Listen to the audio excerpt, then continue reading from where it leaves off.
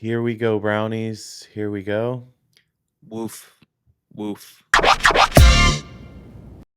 Browns had their home opener yesterday, first game of the season against the Bengals. Noah was there. We were live from Uni, and that's where the fun stopped. We'll get into that in a second, though, because we do want to talk about how we will be live next week from Slim and Jumbo's. Actually, that's this week. That's this Sunday for the Ravens game. Live in Garrettsville, Ohio. It is a bit of a drive for our Cleveland listeners, but they're doing the dog walk. So we'll be there broadcasting at 11. Come say hi. We'll have some giveaways, things like that. And then the following week, we'll be at the Muni lot. We'll be at the kennel. That's that nice bus with the dog face mask right on the front. We'll be there next weekend at Sunday, broadcasting live at 9:30. Again, come say hi. Look for our flag flying high in the sky. You can't miss us. And we also have a giveaway. We do have a giveaway. We are giving away a Cleveland Browns jersey to one viewer. All you got to do is subscribe and leave a comment here on at the office. Shout out to everyone we met at the Muni lot yesterday that subscribed, entered. This giveaway is going on until October 1st. So feel free, hit that subscribe button, leave us a comment, and get yourself a Browns jersey if you even want one after Sunday. But I get it either way. We had a lot of fun in Muni yesterday. Obviously, the outcome of the game wasn't great, but interacting with fans, getting people coming up, giving their live takes. My favorite was the guy that when I asked him what his favorite part of Muni tailgating was, he said the hose. And I said, okay, fair enough. You can have that take. Wild time, but it was a good time. It was a good time. It was awesome to meet and talk and promote the show, really, and do what we were doing over there in the Muni Lot. It makes me look forward to Slim and Jumbo's. It makes me look forward to going back to Muni Lot for the Green Bay game. All of that being said, though, of course, I was at the game. There was a lot going on at the game. Browns lost 17-16 in a way that kind of feels like they found another new way to lose a football game. You know what I mean? They did find a new way because I just want to share a couple stats real quick. 1 point loss, but I want to talk about the Bengals for just a second because the Browns outgained them 327 yards to 141. In the fourth quarter, the Bengals had minus 18 yards of offense. And in the second half, they had a total of 7 yards of offense. And like you said, finding new ways to lose. This comes from ESPN. The Browns held the Bengals to those 7 yards in the second half. It's the fewest yards in the second half by a winning team in the last 25 years. So, good news, the defense is as scary as we thought they were going to be. Bad news, the rest of the team crumbled a little bit. I want to jump into it. Where do you want to start? Yeah, let's start with Joe Flacco. Let's move to Flacco first because the stat line shows a little bit different game than what I saw in my own opinion. He threw two picks. I don't really blame either interception directly on him. We're talking about tip balls from receivers and the Bengals jumping the Yeah. routes and getting the ball after the fact. How did you think Flacco played? Because I'm decently happy with his output yesterday. I think he did everything that you need to see from him. What do you think? I agree. I think we talked about it at the beginning of the season, or before the season, I should say. Flacco needs to control the football, limit turnovers. I agree with you. I mean, the turnovers weren't really on him, but limit turnovers and kind of play a safe game, make some throws here and there. He doesn't have to go crazy. Let your defense put you in a position to win. He did exactly that. The offense rolled. I'd like to see more from the run game, which we'll talk about in a second.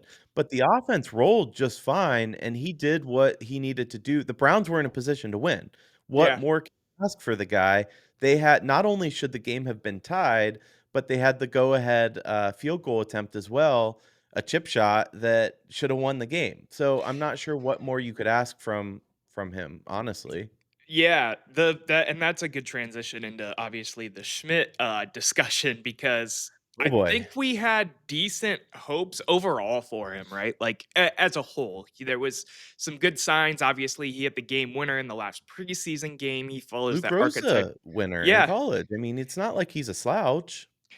Do you think it's time to move on from him already? Because there's a lot of people calling for his head and to try to get another kicker, which is typical in the NFL to move through kickers if you're having problems with a young guy. You're giving this guy a short leash as it is.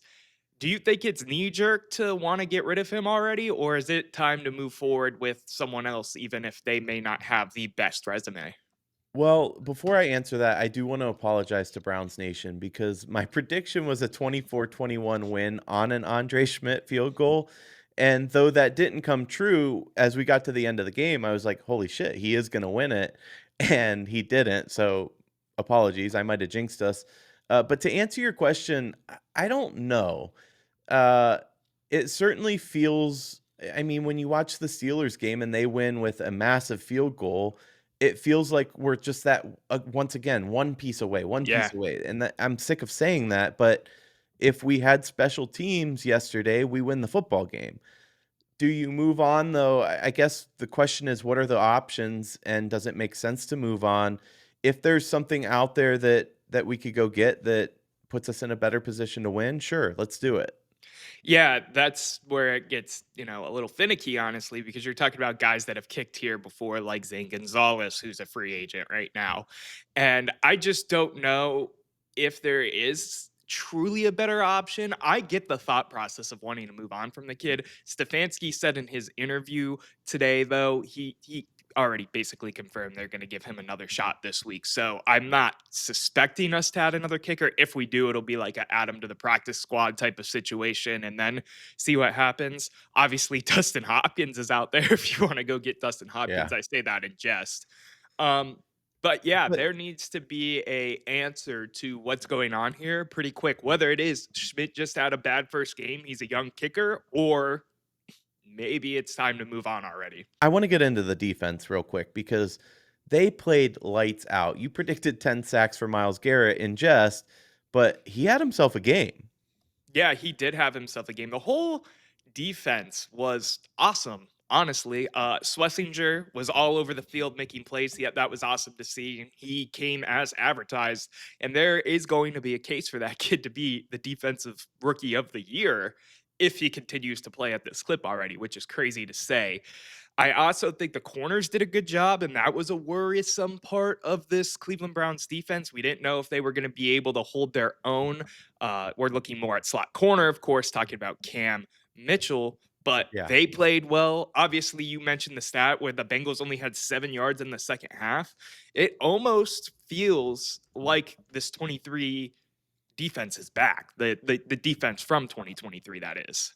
I don't disagree. If I'm not mistaken, it is the fewest, yards allowed, in Zach Taylor's head coaching tenure at Cincinnati, It's uh, crazy. which to put that in perspective, I mean, how do you hold them to what was it, 141 yards offense Yeah.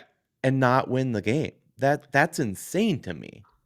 And it sucks that it comes down to truly missed opportunities from a kicker that is brand new that some people, I mean myself, I had high hopes for the kid.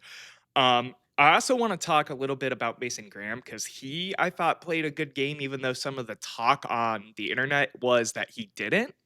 It's interesting to me because you got to think a defensive tackle, they don't jump off that, like you're not getting sacks, you're not looking at those type of statistics.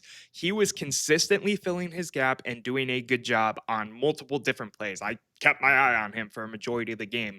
It was him I was looking at, and it was Dewan Jones, which I want to get into for a second in a Yeah. minute because I don't think he had a very good game whatsoever. Let's Um, stick with defense real quick yeah, because yeah, yeah. like you're saying, Burrow was pressured 43% of the time on his dropbacks. That's a pretty good stat, one of the higher ones in the NFL this week. Yeah, it is. The defense came as advertised, man. The defense came, they showed up, and they showed out. I have no complaints from that end of the ball. It goes all on the offense and it goes on the kicker to me. That's what happened in this game. It was the offense and the kicker. And it wasn't Joe Flacco. It wasn't a majority of the offensive line. It was receivers and kicker, really, Yeah, is how it those goes down for turnovers me. did hurt, but yeah. Tillman had an interesting game, speaking of, but, Yeah. let's stick with you wanted to talk, O-line for a Yeah. second, Dewan Jones. He had a couple penalties. There's a clip out there of him getting completely tossed to the ground by Stewart, the defensive end. Uh it It's an interesting game. He had a really interesting game. He had his shines of greatness, and he also looked rough out there sometimes. It's a good baseline. Let's continue to grow upon where you're at right now, but I wanna see more out of one DeJuan Jones compared to what I saw. What do you think about the O-line? So basically par for the course then. Um, because that's the DeJuan Jones we've known for a little while now. He shows those flashes, but he's inconsistent, and the penalties really drive me nuts. Yeah. He has not improved when it comes to penalties, and at what point do we say, okay, it's just not clicking for him? Yeah, it'll be I mean, this year he's going to start all 17 games. So I think we will, hopefully, I say that too, because he does have an injury history. But if he starts all 17, I think that's the true baseline and understanding of knowing what this is, knowing if we need to go get another tackle or not. I still have faith because it's all in there. We've seen those flashes, but Mhm. you're right. Is it going to continue to be this up and down roller coaster of a experience with him playing on the offensive line? Is he better as a swing tackle off the bench, say, if someone gets hurt? Maybe that's what his role is in the NFL. Not giving him the kiss of death yet, because obviously we have seen good things, but we just got to keep rolling for now. To answer your question, though, you asked what I thought about the offensive line. If I had, well, real quick, if you were to give them a letter grade, what would you give them? I'd give it a solid B. You had one Jack Conklin go out really early in the game. He got raked in the eye. He's basically day to day. He'll be fine. It isn't one of those Jack Conklin, he's out for the season type injuries. Just got pretty messed up in the eye. The interior was the interior. They've always been the best part of this O line, guard to guard. Wyatt Well, Teller, Posick, and Batonio. Go that's what I ahead. want to talk about real quick because they were great with the pass game. They had really high PFF grades, and I thought that the protection for Flacco was fantastic throughout the day. But the zone runs protection, it collapsed. It Yeah. was awful. I mean, Stefanski had to pivot away from those pivot to gap power schemes and away from those zone runs because it just wasn't working. No, it wasn't working. That is a fair point. That was something I was a little nervous about. I talked about it last week in my O-line video, how much of what we saw out of the Browns offensive line last year is truly and really just them getting older with time and unfortunately age. Yeah. Um, so yes, I mean throwing 45 times like we did with Joe Flacco in this game was not something that I think we should have been uh I don't think it was in the cards. I don't think that was the plan per se, but that's what you No. had to do with what was going on in the game. And to be fair to the O-line, you had Jerome Ford running the Yeah, it football. was it was And Jerome Ford, it was Dylan Sampson. Dylan Sampson's another Samson guy looked that good. impressed me. Yeah, he had a Yeah. lot. He's gonna be fun in the passing game. He had what, 65 yards, I think like 6 or 7 catches. He is going to be great. And now that we have Judkins back, which we talked a little bit on the live show, but Judkins potentially playing this week, if not the following week for sure, Yeah. barring a suspension. Um, I think the I'm run excited game's for gonna be that. fine. There's always, even if you have preseason games, even if you play in said preseason games, there's always a difference between a team in week one and a team 5, 6, 7 weeks into the season because you're getting those yips out. You're getting back into the flow of playing a physical, rough football game every single week and doing what you do well. Something that they might not have been good at in this game against the Bengals, they may do way better against the Ravens, despite the Ravens, in my opinion, being a better team. By the way, I want to get your opinion real quick defensively. Um, obviously, the Bengals have one of the best receivers in the league and one Jamar Chase. They didn't go crazy on us today or yesterday, rather. They had a few nice catches, but again, the defense held pretty stout and kept that pressure on Burrow. My question comes from people asking about using Denzel Ward because Jamar Chase has said that the only guy in the league that is able to shut him down basically is Denzel Ward, and that he's just the best, period, right? Yeah. But we don't use him to blanket guys like Jamar Chase. And I'm curious on your take on that, on why that is, because in other teams, they will do that at times. They'll use their number one corner or whoever to specifically lock in on that number one receiver, but we don't tend to do that.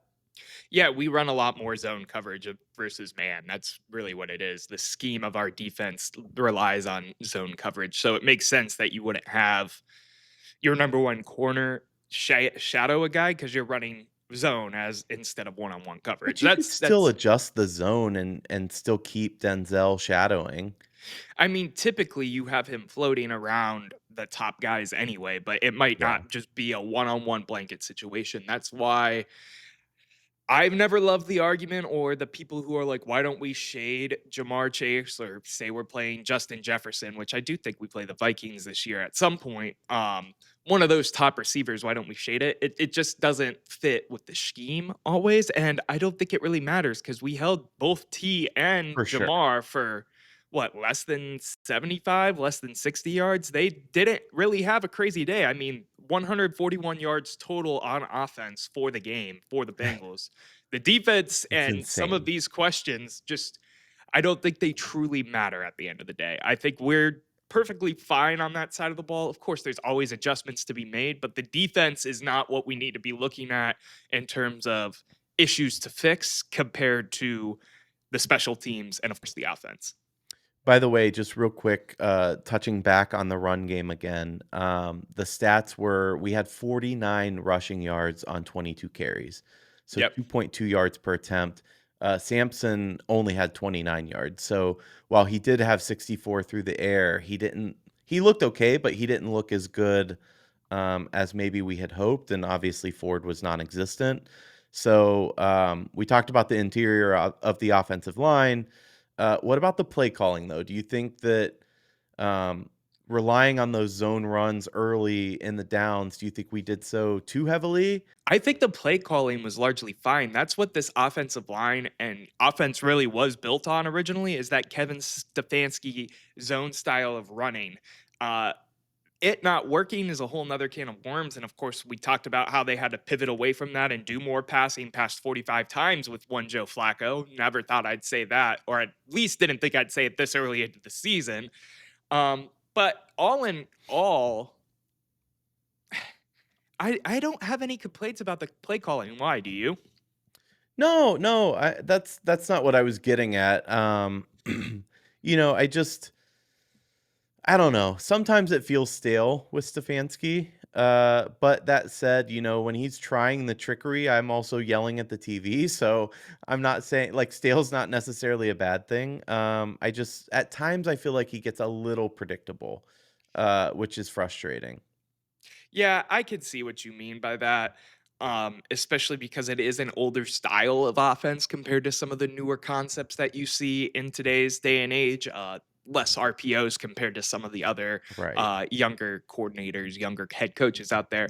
But I think the game, like everything that happened in this game, aside from receivers dropping balls and kickers missing kicks, I think it was a schemed well. I think it was a well played game by us. I mean, there's Yeah. only that it sucks that instead of it being like we lost because the other team was better or we lost because of this, there's like three or four big key moments, the drops into interceptions, and of course the missed kicks that are really the reason we lost this game. We should have won this football game. We should be talking 1-0 and being more excited and enjoying our victory Monday right now. No, I agree with you. By the way, tight ends got a good amount of usage, like we talked about. Fannin in particular looked really good. Fannin looked awesome. I tweeted it out while I was sitting in the stadium. He's going to be one of the steals of this draft. He had 60 some yards on 6 or 7 catches. He was electric. It was kind of funny to me that, we're so excited for the buddy buddy between Njoku and Flacco, but Fannin seemed to be the featured tight end in terms of who one Flacco wanted to throw to, of course. He did. The one drop though with that screen setup, Yeah. where there was so much space in front of him, and it was like, oh my gosh, like he would have been gone. That was Njoku, I believe, that dropped that. But the play calling there and what we expected from the scheming on offense was exactly what we had called beforehand. Yeah, it is. It's going to be a fun season still. I think we saw plenty of good, plenty of things to be excited about from this game. So while it does suck, and I was hoping to walk out of Huntington Bank Field happy and wanting to go out and celebrate a W, there's still more football to be had. It's only week one. We've lost week one plenty of times, and my spirits are still overall high for this team because of all the positives that we saw in this game. All right, I want to turn now to the rest of the league just briefly. Few rapid fire questions for you.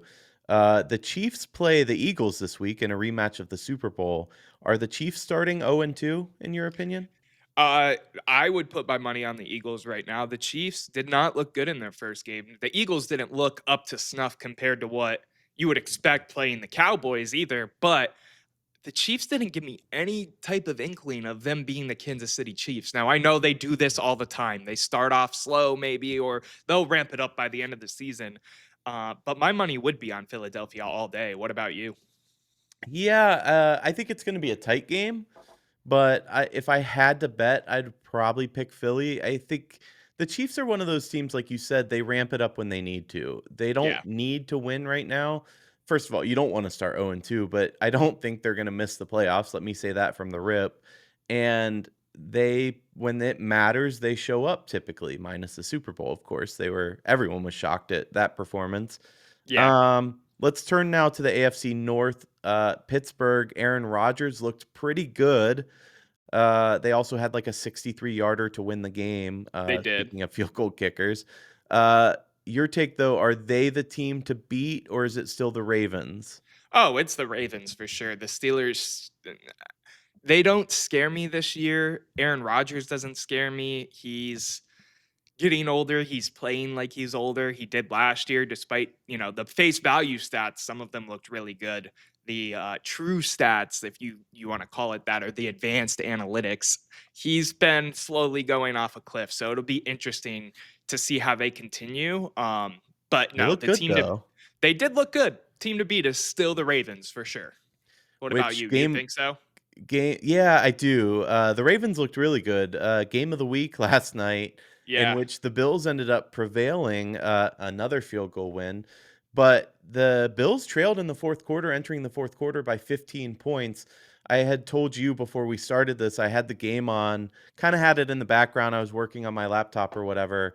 And then I was watching, and they just Bills, Bills, Bills, despite yeah. turnovers, even from Josh Allen. He threw a crucial pick at one point, but they go on to win with a field goal. That was maybe the game of the week, maybe the It game of the was year, well, there's plenty of football left to be had, and right? I can only imagine it's gonna be crazier considering some of the crazy stuff that we've seen. I don't know if you saw about what happened on the field for the Browns game at one point, or some of the other stuff like, a player spitting on a starting quarterback before the game even really starts, before he takes a snap, and then A lot of Dak maybe spitting so spit far.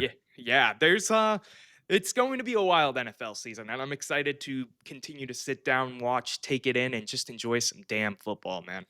I'm with you. I will say that watching the Bills Ravens game as a Browns fan and the rest of the AFC in general, in my opinion, you just have to feel down watching those two teams go at it because nobody else has a shot at winning the AFC, in my opinion. We'll see. There's still a lot of football left. I think the NFL does a good job with parity, and you never know who could maybe jump out and take a run. The Bengals did it not too long ago. I'm not saying the Browns could before that gets clipped somewhere, but I'm saying in general, you don't know what team could end up having a great uh or postseason run. I mean, you could see the You're Texans taking it, you know what I mean? I get what you're saying, but, to watch those 2 teams operate, I mean, nobody's even close right now.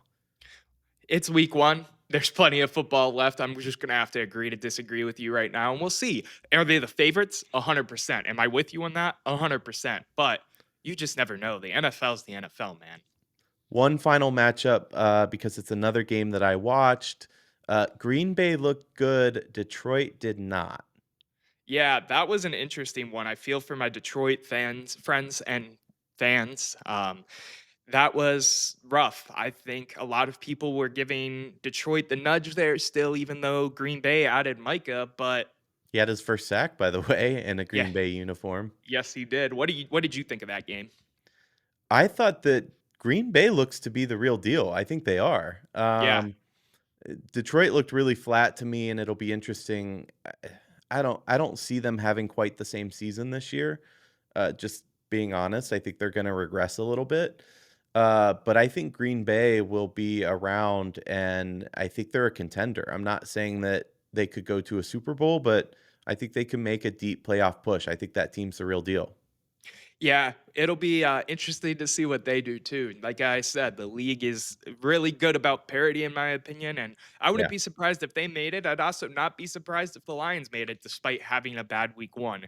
I would love. I don't want to be knee jerk. It's week one. Teams look completely different because it is the first game, and I'm just ready to watch the storylines continue to unfold. All right. One last thing, and then we'll get out of here. That's the third time you said one last thing, just so you know. Keep I going. don't think that's true, but, uh, I want your overreaction and your underreaction to something. Week 1, what give me your overreaction. My overreaction is um let me see here. I'm trying to think. There's a lot of storyline. My overreaction is the Chiefs aren't going to be that great this year. They're going to be a wild card team. My underreaction is phew, you Wait, sprung this one on me. are you overreacting to the Chiefs, or that's your actual take? That's my overreaction Oh, to how okay, the just Chiefs based on played. week I Yeah, gotcha, based okay, off of one gotcha. game. I said I don't want to knee jerk week I one, see but what if you're I'm gonna saying, yeah. jerk work week one, I'm going for it. My underreaction is I still think Andre Schmidt is going to be fine. Like Oh, I'm not super I'm not super negative against him yet. It does suck. It was frustrating to be there and see him miss not one but two kicks, but he follows that archetype that I like of UFL kicker. And I could be totally wrong on this. I just have a gut feeling that it was a young kid's first game and he's going to end up ultimately being fine.